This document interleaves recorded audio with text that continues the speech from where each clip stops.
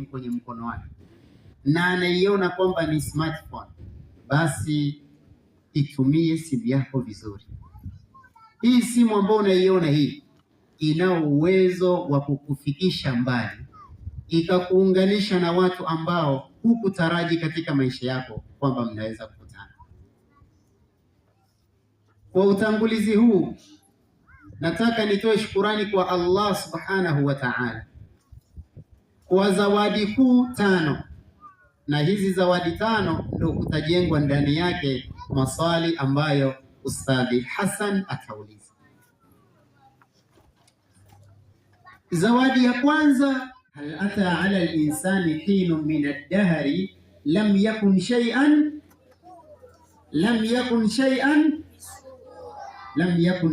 madhkura. Kwa hiyo Allah subhanahu wa ta'ala akakuumba, hiyo ni zawadi kubwa kabisa.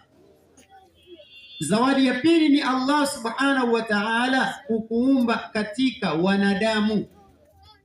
Zawadi ya pili hiyo, Allah subhanahu wa ta'ala kukuumba akakuona katika wanadamu na ukahesabiwa katika wanadamu, wewe ukaonekana wewe uko upande wa wanaume, uko upande wa wanawake, unavaa mavazi, unaongea, unatembea kama binadamu. Ni zawadi kubwa sana.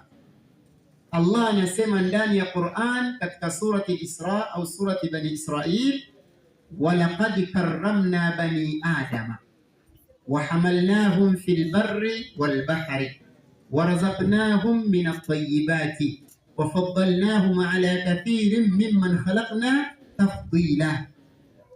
Yani wewe kuwa miongoni mwa wanadamu ni neema kubwa, na hii neema kubwa inafaa muda wote huo unamshukuru Allah subhanahu wa ta'ala. Alhamdulillahi alladhi khalaqani wa ja'alani min bani adam.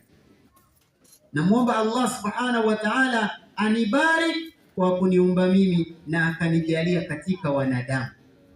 Mambo mangapi hayo? Mambo mangapi hayo? Mambo mangapi hayo? Jambo la 3 ni wewe Allah subhanahu wa ta'ala, baada ya kukuumba ukawa katika wanadamu, Allah subhanahu wa ta'ala akakupa zawadi ya kuwa Muislamu. Amekupa zawadi ya kuwa alhamdulillahi alladhi ja'alani minal muslimin. Ni neema kubwa sana ya wewe kuwa miongoni mwa Waislamu. Salih Hassan, Allah muhifadhi, ameniambia maneno ambayo siwezi kuyarudia hapa, lakini ameniambia wallahi ni neema kubwa wewe kuwa katika Waislamu. Neema kubwa.